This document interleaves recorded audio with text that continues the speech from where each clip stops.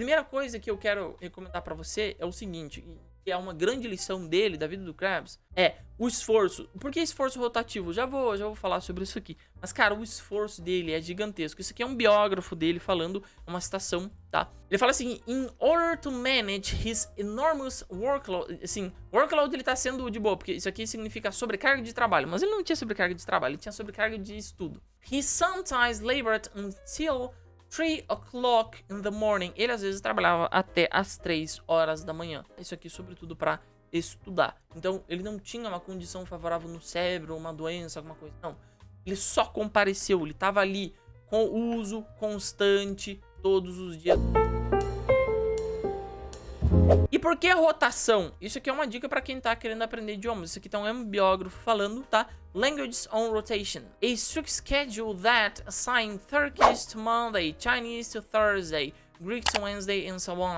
Como o Krabs fazia para manter tantos idiomas e aprender tantos deles? Ele fazia um dia da semana para cada idioma. Ele sempre ia revisando e reaprendendo. Eu já vou chegar nessa parte do que ele revisava, do que ele aprendia. Mas ele sempre, quando ele ia para um idioma, ele aprendia as estruturas básicas, sobretudo, e frases-chave daquele idioma, palavras-chave daquele idioma que ele tinha que aprender em todos os idiomas que ele sabia. Imagine que o cérebro dele era assim, ó. Ele aprendeu, digamos, tá? Só digamos, ele aprendeu este padrão aqui em turco.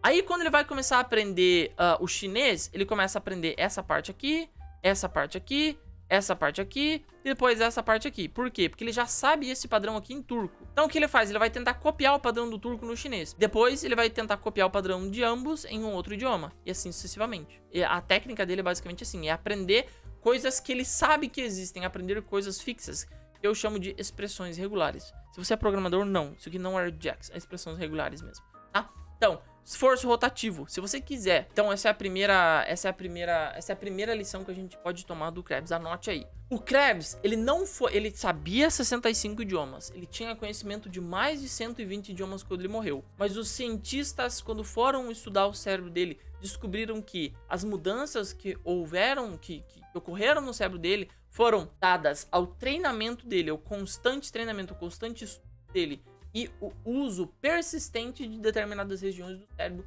principalmente porque estava usando e estudando os idiomas. Ele não foi um cara que teve uma condição biológica superior. Ele não foi um cara que nasceu em berço de ouro. O cara trabalhou, tudo bem. Ele acabou virando um bom vivant quando ele estava morando na França e isso fez a diferença para ele. Fez. Mas ele aproveitou essa chance. Quando ele estava viajando, ele teve que viajar por basicamente 2 anos para atravessar todo o Pacífico e todo o Atlântico e todos os Estados Unidos. Ele passou todo este tempo estudando. E é exatamente por isso que ele mudou o cérebro dele.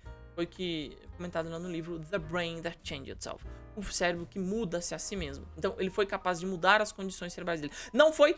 E essa é uma inversão. Não foi porque o cérebro dele era diferente que ele era um poliglota. Ele era um poliglota e aí ele fez o cérebro dele diferente de tanto usar aquela região. E aí fica uma lição. Esforço. Sempre o esforço vence qualquer tipo de coisa. Ah, mas é o final de semana, eu tô cansado, vou ver uma série. Tá bom, tem gente que tá estudando. Simples assim, né? Na live passada eu fiz a live sobre um plano de ensino que ajudou um aluno meu a ganhar 70 mil reais. Tu acha que o cara tava de sacanagem? Não, o cara tava lá botando a cara, estudando, etc. E é exatamente isso que é uma grande lição pra gente tomar do Emil Krabs. Então, essa é a primeira grande lição. A gente pode ter mais uma, né? A gente certamente deve ter mais uma, que é a tolerância à ambiguidade. Esse certamente foi um dos caras que mais teve tolerância à ambiguidade, justamente por causa daquela simetria que eles estavam falando, simetria cerebral. E isso aqui que os neurocientistas comentam. Childhood plasticity. O que significa childhood plasticity? O Krabs, ele acabou desenvolvendo essa tolerância ao que é ambíguo, tolerância ao que é incerto. Ou seja, ele era tolerante para com o estado de dúvida. Ele não tinha medo de reconhecer que estava errado, não tinha medo de reconhecer que não conseguia entender, não tinha medo de, não vou falar porque eu tenho medo de cometer erros. Não. Quando você tem esses medos, você cria bloqueios no seu cérebro. E quando você cria vários bloqueios no seu cérebro, você perde isso aqui, ó. A plasticidade de uma criança. O que é a plasticidade de uma criança com relação à neurociência? É a capacidade do teu cérebro, ele tem de formar padrões diferentes. Então imagina que você aperta parafusos, tá? Aperta parafuso todo dia. Aí um dia, você perde o movimento de uma mão. Você não sabe por quê. Você só perde o movimento de um braço. Aí o que acontece?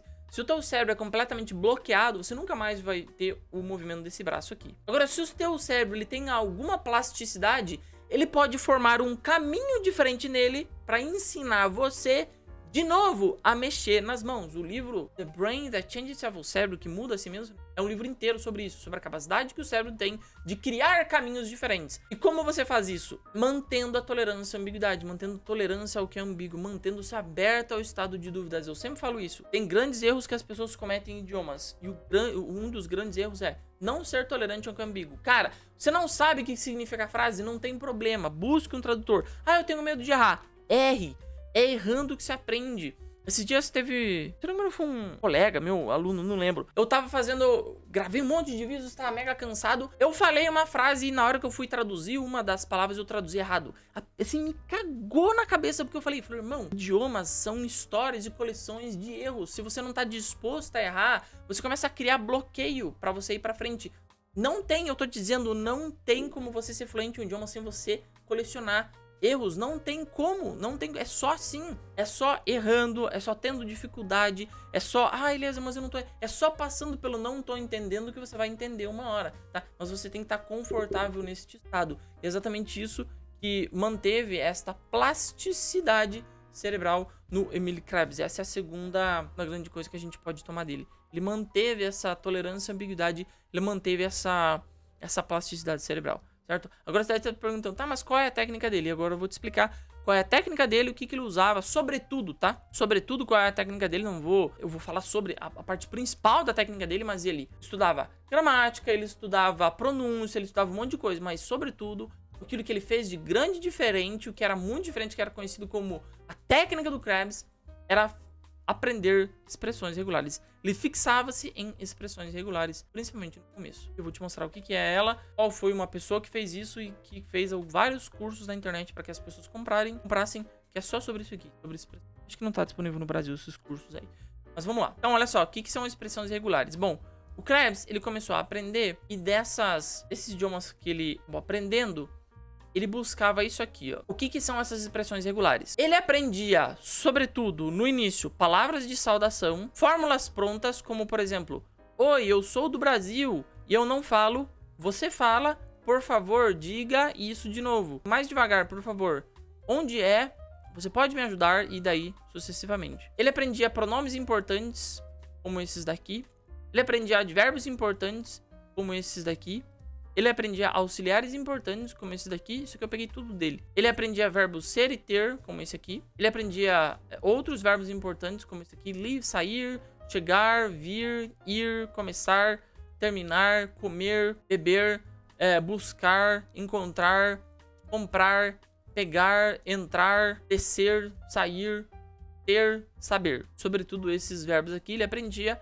E adjetivos positivos e negativos, ou seja, grande e pequeno, barato, caro, quente e frio, bom e mal. Ele sempre trabalhava com esses binários aqui com relação aos adjetivos. Ele aprendia só as palavras soltas? Não.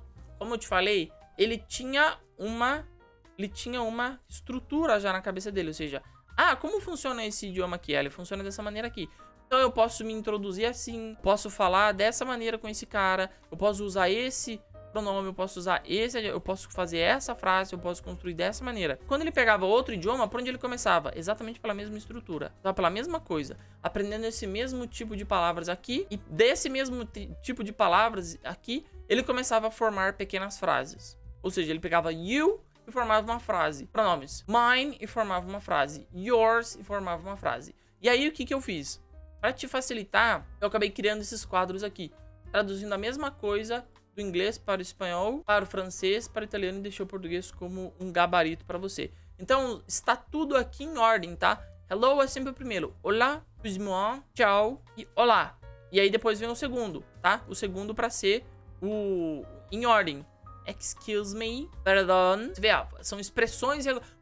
Por que eu chamo de por que expressões regulares? Porque são expressões, e elas são por que regular? Porque elas são regulares em todos os idiomas e são de uso corrente. Então, perdão, merci, usa. Você tem thank you, gracias, s'il vous plaît e grazie. E assim sucessivamente, tá? Sei lá, mandarim, xiexa. Então, a ideia aqui é que, se você quiser ser poliglota, se você quiser aprender todos os idiomas que você realmente quer ter uma boa competência na fala, você pode começar por aqui, tendo bem decorado todas essas expressões regulares aqui. Isso aqui você acaba se tornando competente no idioma um pouco mais rápido. Você não fica, obviamente, fluente, e o Krebs tinha isso aqui como uma porta de entrada no idioma, mas você acaba tendo uma boa porta de entrada, uma porta de entrada que já te permite partir para atividades como conversação, leitura e etc. Então essas expressões regulares são expressões que são regulares em vários idiomas, e é exatamente por isso que ele começava por elas.